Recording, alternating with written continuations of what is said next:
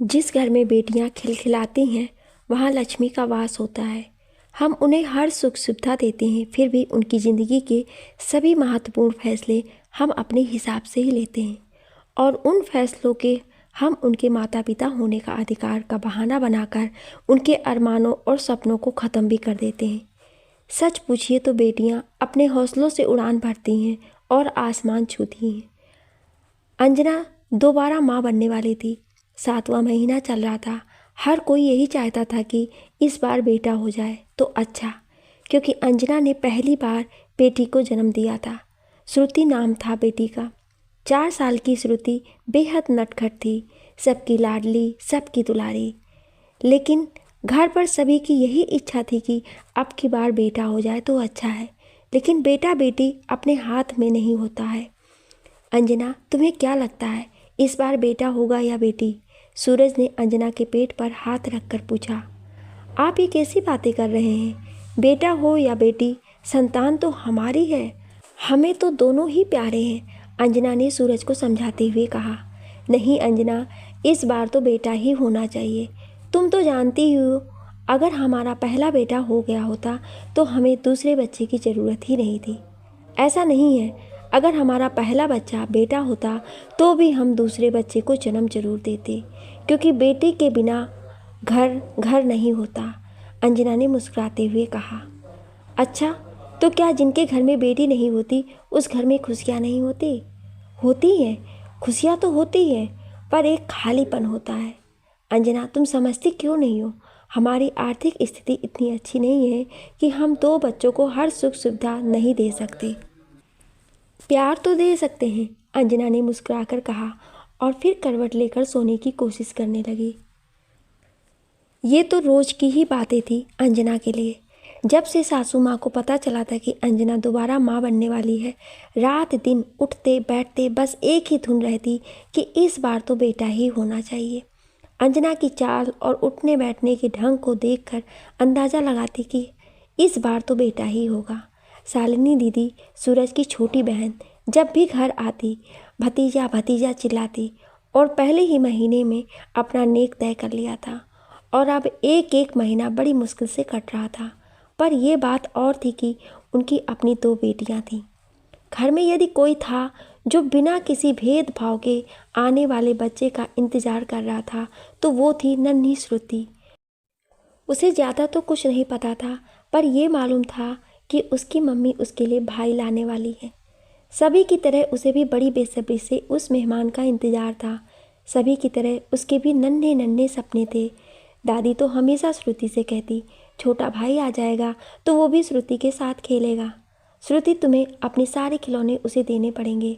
श्रुति भी खुशी खुशी अपने खिलौने देने के लिए तैयार हो जाती। श्रुति को बात बात पर बताया जाता कि छोटे बच्चे का ख्याल कैसे रखना है। बुआ भी कहती, अभी तो पूरे घर में भागती है, भाई आने के बाद भाई के पास ही बैठना होगा। नन्ही श्रुति उसके लिए भी स्वयं को तैयार कर रही थी। और सूरज तो हर बात पर, श्रुति अब तुम बड़ी हो गई हो, बदमाशियाँ कम किया करो। भाई के आगे भी ऐसी ही बदमाशियाँ करोगी तो भाई बोलेगा दीदी गंदी है। मासूम श्रुति वहीं पर रुक जाती। बस मम्मी थी जो श्रुति से कहती कि कुछ दिन में ही श्रुति दीदी बन जाएगी, फिर श्रुति उसके साथ खेलेगी, वो श्रुति को अपनी टॉफ़ी भी देगा। श्रुति सभी की बातें सुनती और खुश हो जाती। भाई होगा, बहन होगी, साथ में खेलेगा, नहीं खेलेगा, श्रुति को तो सिर्फ कोई आने वाला है, बस इतना पता था। और फिर वो दिन भी आ गया जिसका सब लोग बेसब्री से इंतज़ार कर रहे थे। आधी रात को, सुनिए, उठिए ना, मेरे पेट में बहुत दर्द हो रहा है, मुझे अस्पताल जाना पड़ेगा। दर्द से तड़पती हुई अंजना ने सूरज से कहा। हाँ, क्या हुआ? सूरज नींद में था। सूरज, अम्मा को जगा दो, मुझे अस्पताल जाना पड़ेगा। अरे, यूँ अचानक? रुको, मैं अभी अम्मा को जगाता हूँ। बस फिर क्या था, पूरे घर में हड़कंप मच गया। पास के ही छोटू का ऑटो मंगवाया गया और अंजना की जल्दी जल्दी अस्पताल ले जाया गया। अगले सुबह अंजना ने सभी को उम्मीदों के मुताबिक एक बेटे को जन्म दिया तो पूरे घर में खुशी की लहर दौड़ गई। सीमा भी भतीजे के होने की खबर सुनकर ससुराल से दौड़ी चली आई और आते ही भतीजे को गोद में उठाकर बोली, भाभी, मैं तो कान के झुमके लूँगी। तभी इस छोटे को काजल लगाऊंगी। हाँ सीमा, तुम्हें तुम्हारा नेक जरूर मिलेगा, पर अभी अस्पताल से छोटे को अपने घर तो पहुंचने दो, सूरज ने हंसते हुए कहा। सभी लोग नए मेहमान, वो भी बेटा के आने से बहुत खुश थे। छोटे के दादी भी घर पर छोटे का बेसब्री से इंतजार कर रही थी। जन्म के 5वें दिन छोटे अपने घर पहुंच गए। दरवाजे पर जच्चा बच्चा की आरती उतारी गई और ढेर सारी बलैया ली गई। नज़र का टीका लगाया गया। इस बीच नन्ही श्रुति एक तरफ खड़ी सारी प्रक्रिया देख रही थी। दादी ने ये तो बताया था कि मम्मी भाई लेने गई है, पर यह नहीं बताया था कि उसके आने पर उसका इतना स्वागत होगा। अंजना को कमरे में ले जाया गया। कमरे को ढेर सारे गुब्बारों से सजाया गया था। मम्मी ने छोटे को बिस्तर पर लिटा दिया। पर यह तो मेरी जगह है, यहाँ तो मैं सोती हूँ। फिर मम्मी ने छोटे को मेरी जगह क्यों लिटा दिया? पर श्रुति चुप रही। अरे श्रुति, वहाँ क्यों खड़ी हो? बेटा इधर आओ, अंजना ने दूर दरवाजे के पास खड़ी श्रुति से कहा। श्रुति नन्हे कदमों से चलकर धीरे धीरे बिस्तर के पास आ गई। श्रुति देखो, मम्मी तुम्हारे लिए भाई लेकर आई है, देखो कैसा है, सीमा बोली। श्रुति ने भाई की ओर देखा। वो भी श्रुति की ओर देख रहा था। गोल गोल आंखें, छोटी सी नाक, छोटी उंगलियों को देखकर श्रुति मुस्कुरा दी। सभी लोग श्रुति को देखकर हंस पड़े। श्रुति दौड़ कर गई और अपनी छोटी सी कार ले आई और छोटे के ऊपर रख दिया। अरे ये क्या कर रही हो? हटाओ कार उसके ऊपर से, चोट लग जाएगी भाई को, सूरज ने गुस्से से कहा। नन्ही श्रुति डरकर सहम गई। उसकी तो समझ ही नहीं आया कि उससे क्या गलती हुई। वो तो अपनी कार भाई को दे रही थी। डर कर श्रुति एक तरफ खड़ी हो गई। रात हुई। नन्ही श्रुति को नींद आ रही थी। मम्मी मुझे नींद आ रही है, श्रुति ने बिस्तर पर आराम कर रही अंजना से कहा। भाई माँ के बगल में ही सो रहा था। अरे मेरी बिटिया रानी को नींद आ रही है, आओ इधर आकर सो जाओ। श्रुति जल्दी से बिस्तर पर चढ़ गई और मम्मी से लिपट गई। श्रुति तुमने बताया नहीं भाई कैसा है? अंजना ने श्रुति से पूछा। अच्छा है, श्रुति ने भाई के गाल पर हाथ फेरते हुए कहा। पता है, जब भाई बड़ा हो जाएगा तो तुमको दीदी कहेगा और तुम भाई को राखी बांधोगी, फिर भाई तुम्हें तोहफा भी देगा। श्रुति खुश हो गई। अच्छा, भाई का क्या नाम रखोगी? कान्हा, श्रुति ने धीरे से कहा। कान्हा?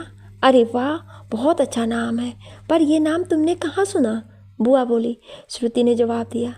अच्छा, अंजना ने नन्ही श्रुति को अपनी बाहों में भर लिया। तभी सूरज भी आ गए। अरे आज श्रुति बहुत खुश है, अब तो श्रुति बड़ी हो गई है, छोटू श्रुति को दीदी बोलेगा। श्रुति अंजना को छोड़कर सूरज के गले में लिपट गई। सूरज ने उसे अपनी बाहों में भर लिया। अच्छा श्रुति, अब रात ही हो गई है, जाओ दादी के पास जाकर सो जाओ, सूरज ने श्रुति से कहा। श्रुति ने अंजना की ओर देखा और बोली, नहीं, मैं तो अपनी जगह पर ही सोऊंगी, मम्मी के पास। नहीं, अब तुम दादी के पास सोना, मम्मी के पास कान्हा सोएगा। सूरज की आवाज़ तेज थी। श्रुति बेटा, तुम दादी के पास सो जाओ, अभी कान्हा छोटा है, मम्मी से अलग कैसे सोएगा? छोटा है, मम्मी के बिना उसे डर लगेगा ना, अंजना ने श्रुति को समझाते हुए कहा। नहीं, मुझे आपके पास सोना है। श्रुति रोते हुए बोली, देखो बिस्तर पर जगह नहीं है, ज़्यादा लोग सोएंगे तो कान्हा को तकलीफ होगी। तुम अब बड़ी हो गई हो, जाओ दादी के पास सो जाओ। अंजना ने बेबसी से सूरज की ओर देखा। बहुत जिद्दी हो गई है, चलो दादी के पास। इतना कहकर सूरज ने श्रुति को ज़बरदस्ती गोद में उठाया और दादी के कमरे में छोड़कर आ गया। तुम्हारे प्यार ने बिगाड़ दिया है, बहुत जिद्दी हो गई है, सूरज ने अंजना से कहा। छोटी है अभी। इतना कहकर अंजना कान्हा को देखने लगी, जो गहरी नींद सो रहा था। श्रुति के रोने की आवाज़ आ रही थी। अंजना सो गई क्या? सूरज ने पूछा। नहीं, बोलो क्या बात है, अंजना ने धीरे से कहा। अंजना, अब हमारे खर्च बढ़ गए हैं, कल कान्हा की छठी है, सीमा ने नेग में झुमके मांगे हैं, क्या करें? करना क्या है, देने का वादा किया है तो देना तो पड़ेगा ही, पर कैसे देंगे? नए झुमके के लिए पैसे भी तो चाहिए, इतने पैसे कहाँ हैं हमारे पास? अंजना बिस्तर से उठकर बैठ गई और बड़ी सहजता के साथ अपने कान के झुमके उतारकर सूरज के हाथ में थमा दिया। लीजिए, खुशी की बात है, हर बहन को अपने भाई से इतनी उम्मीद तो होती ही है। सूरज अंजना को बहुत ध्यान से देख रहा था। उसे बिल्कुल उम्मीद नहीं थी कि अंजना उसकी इतनी बड़ी समस्या को इतनी आसानी से हल कर देगी। और अंजना के कान अम्मा के कमरे में लगे थे। श्रुति के रोने की आवाज़ें बंद हो गई थी। शायद नन्ही श्रुति सो गई थी। अगले दिन अंजना की कुछ ज़्यादा देर तक ही सो गई। सीमा ने जगाना चाहा तो अम्मा ने मना कर दिया। बोली, अरे सोने दो, अपनी भाभी को देर रात मैंने आवाज़ सुनी थी, कान्हा रो रहा था और उसके साथ अंजना भी तो जाग रही होगी, थोड़ी देर और सोने दो उसे, उसकी नींद पूरी हो जाएगी। अरे वाह माँ, बड़ा प्यार आ रहा भाभी पर। जब श्रुति हुई थी तब तो श्रुति रात भर रोती थी और क्या मजाल की भाभी 5 बजे के बाद सो जाए, आप पूरा घर सिर पर उठा लेती थी। तब की बात और थी और आज की बात दूसरी है। तब वो बहू बनकर आई थी और अब वो घर की बेटी है। हाँ माँ, भाभी ने दिल खुश कर दिया। मेरी दोनों बेटियों को भी एक भाई मिल गया। सीमा की आंखों में आंसू आ गए। थोड़ी देर बाद श्रुति भी जाग गई। थोड़ी देर इधर उधर देखते आंखें मलती रही और फिर बिस्तर से उतरकर अंजना के कमरे की ओर भागी। कमरे में जाकर देखा तो मम्मी सो रही थी और कान्हा टुकुर टुकुर छत की ओर निहार रहा था। श्रुति को अपने भाई कान्हा पर प्यार आ गया। उसने कान्हा को गोद में उठाना चाहा, लेकिन कान्हा ने जोर जोर से रोना शुरू कर दिया। कान्हा की आवाज़ सुनकर सूरज भी बाथरूम से बाहर आ गया और आते ही बिना सोचे समझे श्रुति के गाल पर 2 थप्पड़ जड़ दिए। श्रुति ने जोर जोर से रोना शुरू कर दिया। अंजना हड़बड़ा के उठकर बैठ गई और रोते हुए कान्हा को गोद में उठाकर सीने से लगा लिया। तब तक सीमा और अम्मा जी भी आ गई। क्या हुआ? अम्मा जी बोली। अम्मा, ध्यान कहाँ रहता है, एक नज़र श्रुति पर भी रखा करिए। सूरज गुस्से में तिलमिलाया हुआ था। पर भैया क्या हुआ? सीमा ने रोती हुई श्रुति को देखकर कहा। अभी मैं ना आ जाता तो आज तो अनर्थ हो जाता। पर क्या हुआ? यूं ही चिल्लाते रहोगे या कुछ बताओगे भी? खुद को संभाल पाती नहीं है और कान्हा को गोद में लेने जा रही हैं। अगर गिर जाता तो? हे राम, इतनी छोटी छोकरी, दिमाग तो देखो। सीमा बोली। बहुत शरारती हो गई है, ले चलो इसे बाहर, कान्हा के पास मत आने देना, अम्मा बोली। सीमा श्रुति का हाथ खींचते हुए बाहर ले गई। रोती हुई श्रुति बेबस श्रुति बुआ के साथ चल दी और मुड़ मुड़ कर अपनी मम्मी को देख रही थी और अंजना का पूरा ध्यान कान्हा के ऊपर था। सीमा ने श्रुति को बिस्तर पर धकेल दिया। बैठो यहाँ, अगर यहाँ से हिली तो अब मैं भी मारूंगी। बेचारी श्रुति अपनी गलती अभी भी नहीं समझ पा रही थी। वो तो कान्हा को गोद में ले रही थी। सब लेते हैं, कान्हा को प्यार करते हैं। कान्हा तो गिरा भी नहीं, फिर पापा ने क्यों मारा? मम्मी ने एक बार भी नहीं बोला कि श्रुति को मत मारो। श्रुति ने धीरे धीरे रोना बंद कर दिया और चुपचाप बैठी रही। फिर धीरे से बिस्तर से उतरी और अपने खिलौने से खेलने लगी। थोड़ी देर बाद दादी ने दूध बिस्कुट खाने को दिया। श्रुति ने चुपचाप खा लिया और खुश हो गई। शाम को कान्हा की छठी थी। घर की और मोहल्ले की औरतें काम में लगी थी। नन्ही श्रुति अपने खिलौनों में घिरी अपनी दुनिया में व्यस्त थी। बीच बीच में कान्हा के रोने की आवाज़ उसके कानों में आ जाती। वो बड़े गौर से कानों में आती आवाज़ को सुनती। दिल में आता कि दौड़कर कान्हा के पास जाए और अपनी कार कान्हा को देकर चुप कर दे, किंतु सुबह की मार का दर्द अभी भी उसके गाल को सहरा रहा था। औरतें छठी के मंगल गीत गा रही थी। मम्मी कान्हा को गोद में लेकर बैठी हुई थी। दादी और बुआ पूजा में लगी थी और नन्ही श्रुति गुलाबी रंग की झालर वाली फ्रॉक पहने अंजना के पास बैठी हुई सभी को बड़े गौर से देख रही थी। बुआ ने कान्हा की आंखों में काजल लगाया। कान्हा रोने लगा। सभी लोग जोर से हंस दिए। श्रुति सभी के चेहरे देख रही थी। बुआ ने भी तो कान्हा रुला दिया और फिर उनको तो किसी ने कुछ नहीं कहा। अभी वो इसी उधेड़ बुन में लगी थी, तभी पापा आ गए और बोले, सीमा ये लो अपना नेक, यही चाहिए था ना। सीमा ने खुशी से अपने हाथ आगे बढ़ा दिए। अरे भैया, ये तो भाभी के झुमके हैं। सीमा झुमके देखकर बोली, भैया ये तो भाभी के झुमके हैं। हाँ सीमा, अभी तो यही है, सूरज बोला। भैया मुझे कान्हा के आने की बहुत खुशी है, नेक भी चाहिए पर इस कीमत पर नहीं। भैया भाभी के कान से झुमके उतरवा कर मैं कभी भी उनकी कर्जदार नहीं बन सकती हूँ। नहीं सीमा, ऐसा नहीं है, ये तो मैं अपनी खुशी से दे रही हूँ। नहीं भाभी। सीमा की आंखों में आंसू आ गए।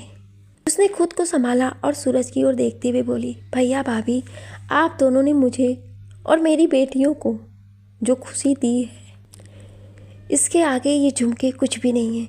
मेरी बेटियों को भाई मिल गया, मेरे लिए यही काफ़ी है। सीमा ने अंजना के झुमके वापस कर दिए और अगले ही दिन खुशी खुशी अपने ससुराल लौट गई। बेटियां होती तो ऐसी ही हैं। अपनी खुशी के लिए वो मायके के मान सम्मान को कभी दांव पर नहीं लगाती। वो धन दौलत नहीं बल्कि शादी के बाद भी शादी के पहले वाले प्यार की ही चाहत रखती हैं। और इस तरह दिन बीतने लगे। कान्हा को हाथों हाथ रखा जाता है। पूरे घर में रात दिन सभी को कान्हा की धुन सवार रहती। कान्हा ने खाया कि नहीं, कान्हा के पास शोर मत करो। अब तो नन्ही की आदत पड़ चुकी थी। अब नन्ही सारा दिन कान्हा के साथ खेलती, उसको हंसाने के लिए खुद उल्टी सीधी हरकतें करती और ज़ोर से हंसती ताकि कान्हा भी हंसता रहे। बस यूं ही 4 साल निकल गए। श्रुति स्कूल जाने लगी थी, कक्षा 2 में थी। लेकिन एक बहुत बड़ी दिक्कत थी, कान्हा श्रुति को पढ़ने नहीं देता। जब भी वो किताब लेकर बैठती, कान्हा उसकी किताब खींचता, फाड़ देता। सभी लोग उसे प्यार से समझाते तो उसकी समझ में ना आता।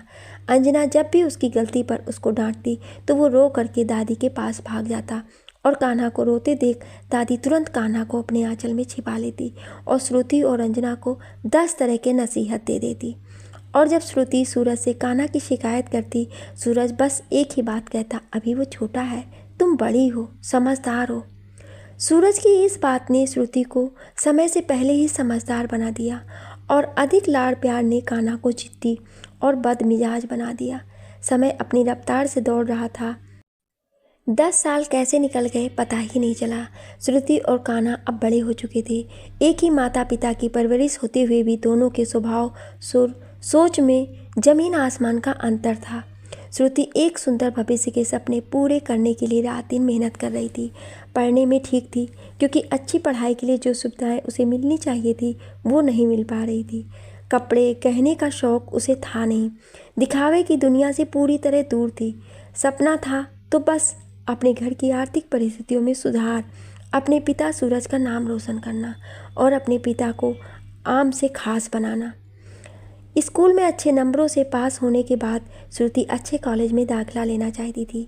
एक दिन, पापा मुझे आगे की पढ़ाई के लिए अच्छे कॉलेज में दाखिला लेना है। श्रुति, तुम समझदार हो बेटा, घर की हालत तुमसे छुपी नहीं है। तुम तो जानती ही हो छोटी सी नौकरी में घर के खर्च चलाने की मुश्किल हो जाते हैं। पर पापा, मुझे आगे पढ़ने के लिए पैसे तो चाहिए।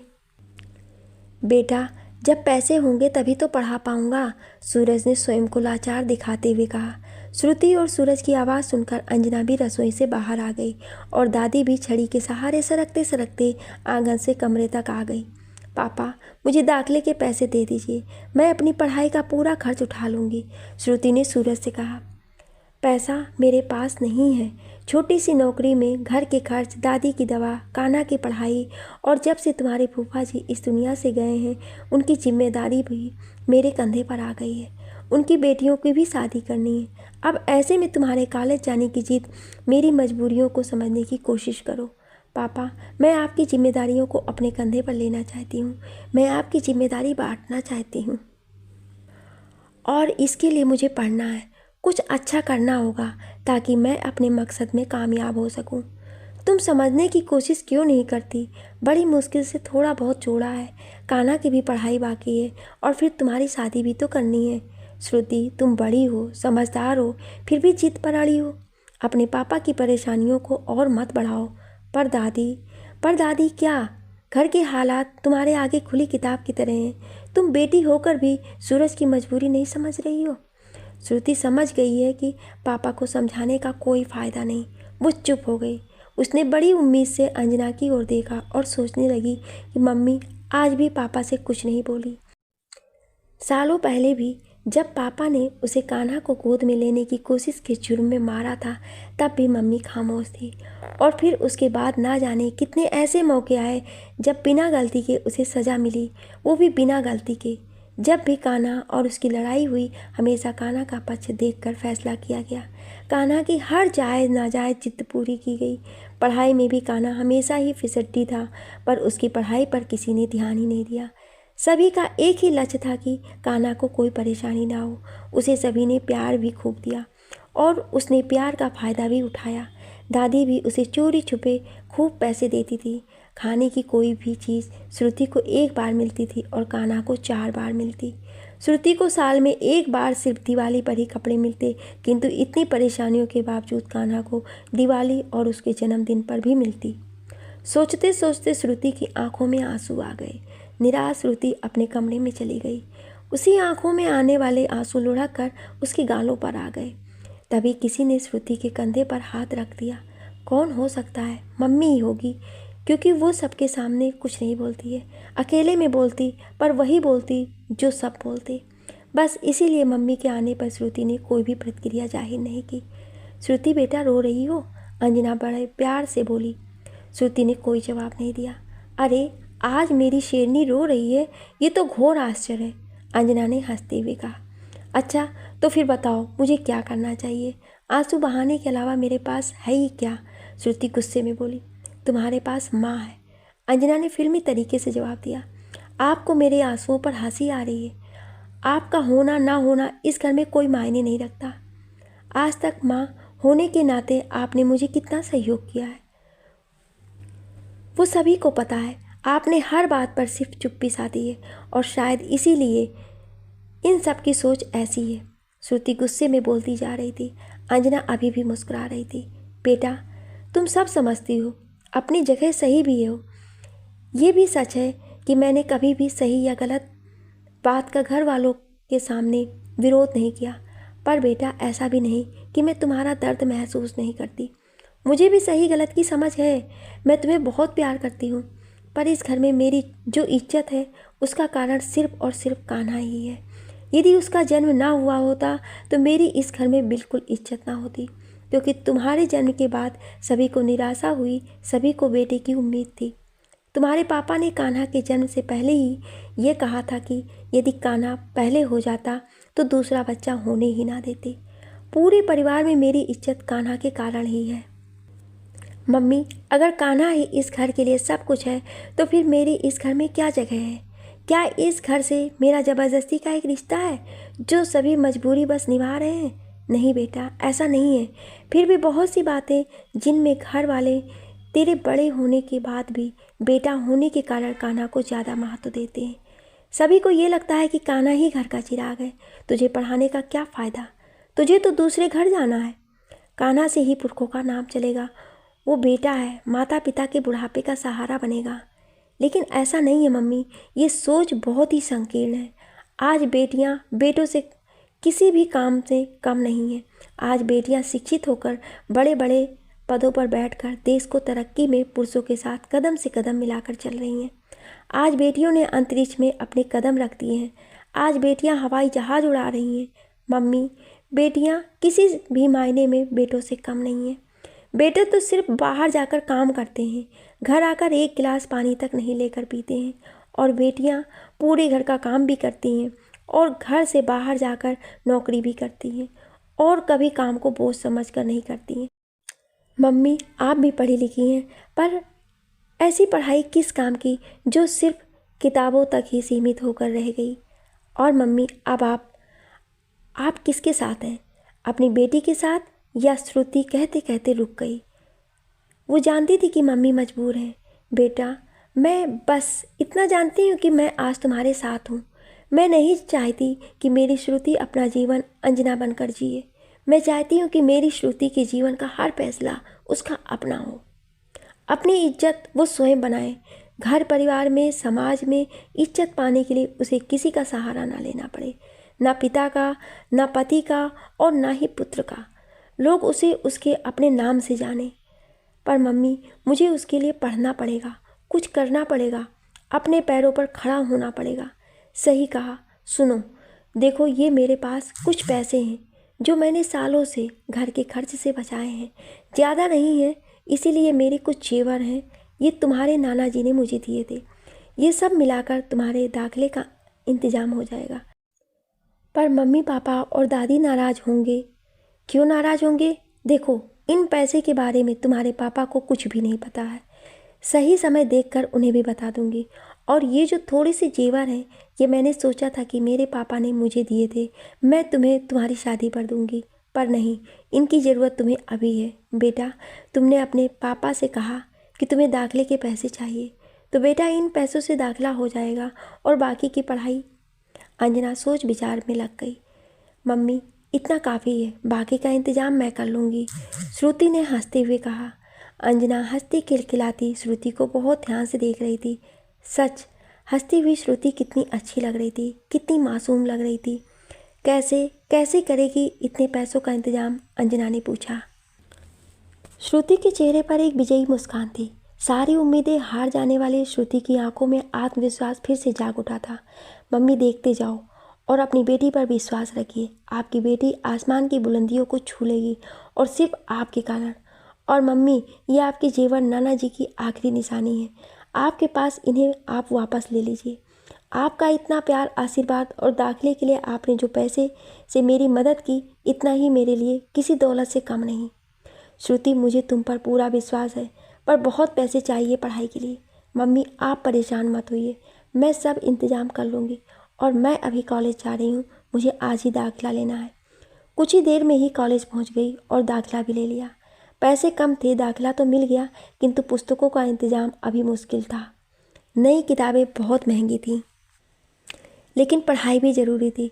बहुत सोच विचार के बाद श्रुति ने अपने विद्यालय पुस्तकालय से पुस्तकों का इंतज़ाम कर लिया और एक हफ्ते बाद उसने कॉलेज जाना भी शुरू कर दिया। पढ़ाई के लिए सिर्फ इतना ही काफ़ी नहीं था और काफ़ी विचार के बाद 10 बज चुके थे। श्रुति ने सुबह से दरवाज़ा नहीं खोला था। पहले तो अंजना को लगा कि रात में देर तक पढ़ने के कारण श्रुति सो रही होगी, पर 10 बजे तक दरवाज़ा न खुलने के कारण अंजना को चिंता होने लगी। श्रुति बिटिया, श्रुति दरवाज़ा खोल बिटिया, कितनी देर तक सोओगी? श्रुति ने कोई जवाब नहीं दिया। श्रुति बिटिया, श्रुति, इतना कहकर अंजना ने जैसे ही दरवाजे में हाथ मारा, दरवाज़ा खुल गया। और ये क्या? अंजना को कमरे का हाल देखकर हंसी भी आ रही थी और गुस्सा भी। श्रुति बिटिया उठो, अंजना ने बहुत प्यार से श्रुति के सिर पर हाथ फेरा। श्रुति ने आंखें खोले बिना ही अंजना का हाथ पकड़कर उसे अपने पास बैठा लिया और अंजना की गोद में सर रख दिया। श्रुति बिटिया, ये क्या पागलपन है? अम्मा, ये तो शुरुआत है। आसमान तक उड़ने के लिए पंख, और पंख खरीदने के लिए पैसे भी तो चाहिए। बस ये उसी की तैयारी है। वो तो ठीक है, पर इस तरह? हाँ मम्मी, ऐसे। मम्मी, हमारे पास इतने पैसे नहीं हैं कि मेरा ये सफ़र इतना आसान हो। बिटिया एक बात बोलूँ, काश हमारा कान्हा भी इतना ही समझदार होता। मम्मी, कान्हा भी समझदार होगा, जब उसके ऊपर जिम्मेदारी पड़ेगी वो भी जिम्मेदार हो जाएगा। दरअसल दादी और पापा की लापरवाही ने उसे गैर जिम्मेदार बना दिया। और मम्मी, अभी तो वो पढ़ ही रहा है। वो तो ठीक है, पर बिटिया वो पढ़ता भी कहाँ है, सारा दिन इधर उधर घूमता रहता है। कल मैंने देखा था, पड़ोस वाले शर्मा जी की बेटियां छत पर थीं और कान्हा को देख घृणा से मुंह फेर कर अंदर चली गईं। इससे साफ है कि उनकी नज़रों में हमारे कान्हा की उनकी नज़रों में कितनी इज्जत है। मम्मी, तुम्हारी बात बिल्कुल सही है। मैंने भी कई बार कान्हा को बाजार में सिगरेट पीते और लड़कियों को ताड़ते हुए देखा है। जब भी मैंने उसे कुछ कहना चाहा, समझाना चाहा, दादी और पापा ने उसका पक्ष लेते हुए मुझे डांट दिया। और अब तो वो जल्दी मेरे सामने भी नहीं आता और तो और बात भी नहीं करता है। हाँ बिटिया, मैं भी तो सिर्फ कहने के लिए ही उसकी अम्मा हूँ। वो तो मेरे पास कभी 2 घड़ी बैठता भी नहीं है। कुछ खाना है तो, कोई तकलीफ़ होती है तो अपनी दादी से ही बोलता है। कोई बात नहीं मम्मी, सब ठीक हो जाएगा, मैं हूँ ना। बिटिया एक बात तुमसे कहनी है। हाँ अम्मा, बोलो। बिटिया, कल तुम्हें देखने वाले आ रहे हैं। तुम्हारी दादी के दूर के रिश्तेदार हैं। तुम्हारी दादी चाहती हैं कि उनके यहाँ शादी कर पुरानी दोस्ती की नई रिश्तेदारी में बदल जाए। पर मम्मी, अभी मेरी पढ़ाई शुरू की है। शाम हो गई थी। सुबह कॉलेज के लिए निकली श्रुति अभी तक घर नहीं आई थी। दादी ने तो पूरा घर सिर पर उठा रखा था और अब तो अंजना को भी डर लगने लगा था, क्योंकि सूरज के भी आने का समय हो गया था और सूरज के आते ही दादी और अधिक चिल्लाने लगेंगी, ये तो निश्चित था। समझ में नहीं आ रहा था कि वो क्या करे। घर में एक ही मोबाइल था, वो भी कान्हा के दोस्त ने दिया था। पुराना मोबाइल था और हर समय कान्हा के पास ही रहता था। सूरज की कमाई इतनी भी नहीं थी कि वो अंजना को एक सस्ता सा मोबाइल लेकर दे सके और श्रुति को मोबाइल की ज़रूरत कभी महसूस ही नहीं हुई। खैर, जो भी है। श्रुति, श्रुति, ये तो सूरज की आवाज़ थी। अंजना तुरंत सूरज के सामने हाजिर हो गई। अंजना, श्रुति कहाँ है? सूरज ने अंजना से पूछा। अंजना के पास कोई जवाब नहीं था। अरे बेटा, आज इसकी लाडली सुबह से ही गायब है। कॉलेज के लिए गई थी, बहुत खुश नज़र आ रही थी, पर अभी तक लौटी नहीं है। सूरज के गुस्से में दादी की बातों ने आग में घी का काम किया। सूरज ने अंजना की ओर देखा। सूरज का तिलमिलाया हुआ चेहरा देखकर अंजना बुरी तरह घबरा गई। उसे समझ नहीं आ रहा था कि वो क्या करे, क्या कहे। श्रुति के घर ना लौटने की चिंता उसे थी, पर उसे अपनी बिटिया पर पूरा विश्वास था। अंजना कहाँ है श्रुति? सूरज फिर से चिल्लाया। जी वो कॉलेज गई थी, पर अभी तक नहीं आई है, अंजना ने लड़खड़ाती हुई आवाज़ में कहा। अंधेरा होने को है, अभी तक श्रुति घर नहीं लौटी? कैसी माँ हो, बिल्कुल चिंता नहीं है तुम्हें। अरे तुम्हें तो ये भी नहीं पता कि तुम्हारी बेटी बाहर क्या क्या गुल खिला रही है। थोड़ा सोच समझ कर बोलिए, वो हमारी समझदार बेटी है। बंद करो बकवास। सूरज फिर से अंजना के ऊपर चिल्लाया। अंजना चुप हो गई। अम्मा, आज मैं जब अभी वापस आ रहा था तो देखा हर चौराहे पे श्रुति के नाम के दुपट्टे लगे हैं। क्या बोल रहा है बेटा? इस बुढ़ापे में बस यही सुनना रह गया था? दादी ने तो रोना शुरू कर दिया। बस दादी, इसके आगे एक शब्द मत कहना। ये श्रुति की आवाज़ थी, जो कि दरवाजे पर खड़ी सबकी बातें सुन ली थी। पापा, आपने ऐसा क्या देख लिया जो आप इतना नाराज़ हो रहे हैं? श्रुति, अपने पापा से कैसे बात कर रही हो? अंजना ने श्रुति को समझाते हुए कहा। जो तूने इसे सिखाया है वही तो सामने आएगा।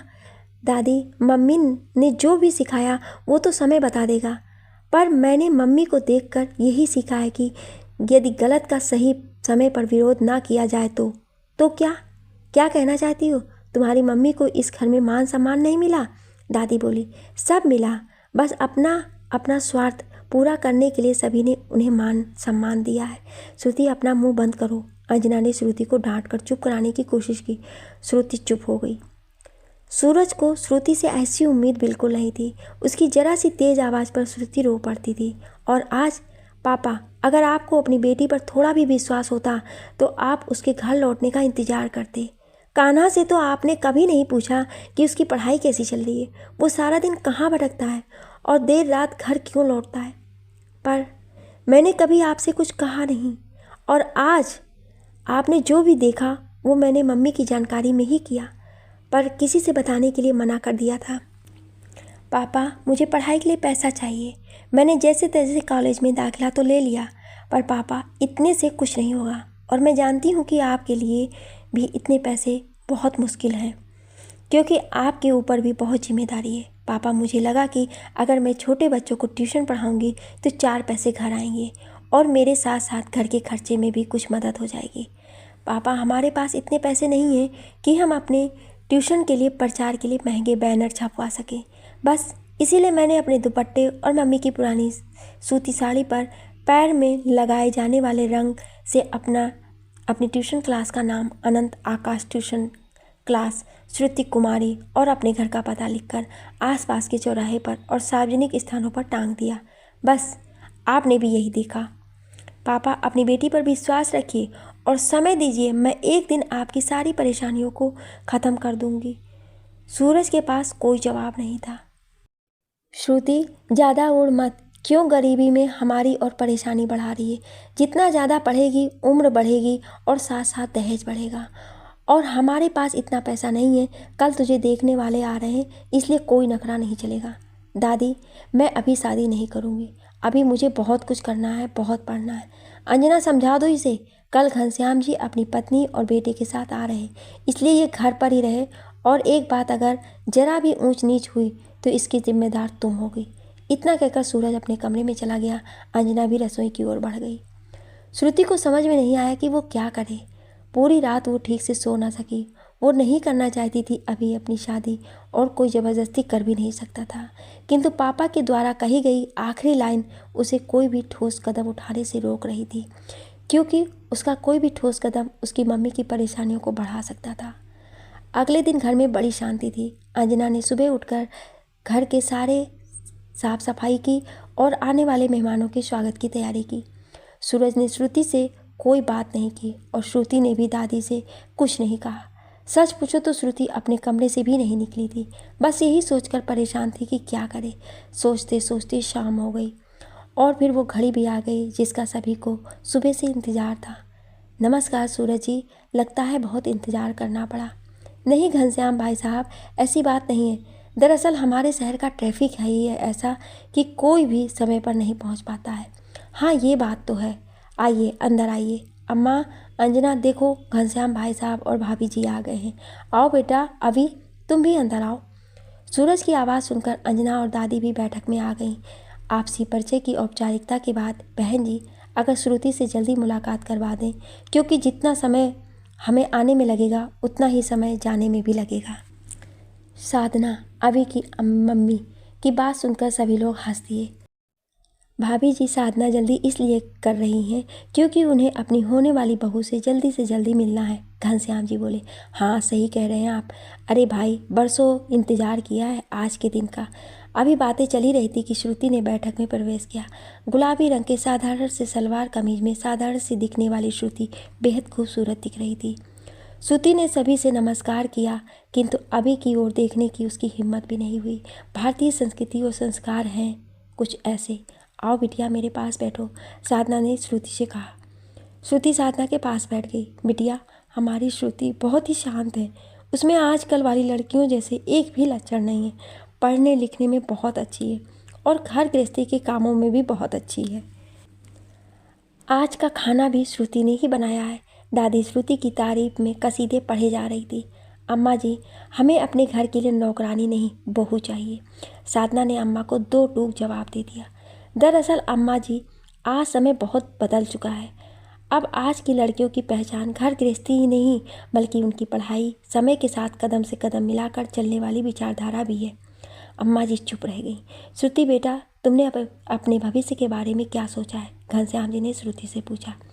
जी अंकल, मैं अभी पढ़ना चाहती हूँ। ठीक है, हम भी लड़कियों की शिक्षा को बहुत महत्व देते हैं। और फिर आगे? जी आंटी जी, मैं पढ़ाई के बाद नौकरी करना चाहती हूँ ताकि अपने मम्मी पापा का नाम रोशन कर सकूँ। बिटिया, विचार तो बहुत अच्छे हैं। अगर आप लोग चाहें तो अभी से कुछ पूछना चाहें तो पूछ सकते हैं, साधना ने कहा। नहीं भाभी जी, हमें कुछ नहीं पूछना। बेटा अभी, तुम चाहो तो श्रुति से कुछ पूछ सकते हो। अभी ने कुछ जवाब नहीं दिया। दरअसल भाई साहब, हमारा अभी थोड़ा कम बात करता है। चलिए इन्हें बात करने देते हैं। और हम आपका घर देखना चाहेंगे, काफ़ी पुराना लगता है। हाँ बहन जी, चलिए मैं आप लोगों को अपना घर दिखा देती हूँ। सभी लोग उठकर अंजना के पीछे पीछे चल दिए, पर अम्मा जी वहीं से टस से मस ना हुई। अभी और श्रुति दोनों ही चुप थे और अम्मा जी उन्हें एक टक निहारे जा रही थी। अचानक श्रुति उठ खड़ी हुई और अभी से बोली, चलिए मैं आपको अपना कमरा दिखाती हूँ। अभी भी अपनी जगह से खड़ा होकर श्रुति के पीछे पीछे चल दिया। हे राम, क्या ज़माना आ गया है, कोई लाज शर्म नहीं बची है। बताओ, अभी शादी भी पक्की नहीं हुई और अपने कमरे में लेकर चली गई। सब माँ बाप की छूट का नतीजा है। हमारे ज़माने में तो शादी के 4 महीने बाद भी अपना वाला सामने आ जाए तो पहचानना मुश्किल होता था। दिन में घूंघट नहीं उठता था और रात में नज़र। बेशर्म की हद हो गई। सोचते सोचते दादी ने अपना माथा ठोक लिया। अपने कमरे में श्रुति, अभी जी, ये मेरा छोटा सा कमरा है और कमरे में भी एक चारपाई और एक मेज, कुर्सी के अलावा कुछ भी नहीं है। अभी ने कमरे में चारों ओर नज़र डाली। सामान भले ही कम हो पर साफ सुथरा है। अभी ने कहा, पर आप मुझे ये सब क्यों दिखा रही हैं? मैं आपको देखने आया हूँ, आपका कमरा नहीं। जी हाँ, मैं जानती हूँ, पर मैं आपसे जो कहना चाहती हूँ वो दादी के आगे नहीं कह सकती थी, इसलिए मुझे आपको यहाँ लेकर आना पड़ा। क्या बात है? अभी ने पूछा। ये बात यह है कि मैं अभी शादी नहीं करना चाहती हूँ। ये बात आपको अपने घर वालों से बतानी चाहिए। जी, मेरे घर वाले जानते हैं, किंतु वो मेरी बात सुनने को तैयार नहीं है। मैं कुछ करके दिखाना चाहती हूँ। मुझे मेरे नाम को, मेरी अपनी पहचान चाहिए। अभी श्रुति की बातें बड़े गौर से सुन रहा था। आपके भाई साहब नहीं नज़र आ रहे हैं? अभी ने श्रुति से पूछा। जी, वो अक्सर घर देर से ही आते हैं, उनकी अपनी दुनिया है। मैं आपसे कुछ नहीं छुपाऊंगी। दरअसल घर की जिम्मेदारियों से उनका कोई वास्ता नहीं है। उनके खर्च पूरे होने चाहिए बस। और तो मेरे पापा और दादी साहस पूरा करते हैं। श्रुति बोले जा रही थी। श्रुति ने अपनी बात ख़त्म कर ली। यो अभी के चेहरे को गौर से देख रही थी। वो अभी के जवाब को उसके चेहरे पर पढ़ने की कोशिश कर रही थी। जी, मैं अपने मम्मी पापा को सारी बात बता दूंगा और फिर वो जो फैसला करेंगे मुझे मंजूर होगा। मेरी तरफ से आपके लिए हाँ है, और आपका जो भी फैसला हो आप अपने मम्मी पापा को बता देना। अभी कमरे से बाहर आ गया। दादी अभी भी अभी को ही ताड़ रही थी। खाना पानी हुआ, बातें हुई और घनश्याम परिवार वापस चले गए। श्रुति अजीब कसमकस में थी। उसे समझ नहीं आ रहा था कि उसने सही किया या गलत, पर उसने वही किया जो उसका दिल कह रहा था। उसे अब इंतजार था अभी का परिवार क्या जवाब देता है। 2 दिन हो चुके थे, घनश्याम जी ने कोई जवाब नहीं दिया था। सूरज और अंजना को भी इंतजार था घनश्याम जी के जवाब का। क्या आप आगे की कहानी सुनना चाहते हैं? तो कमेंट में यस या नो ज़रूर लिखिएगा। Thank you.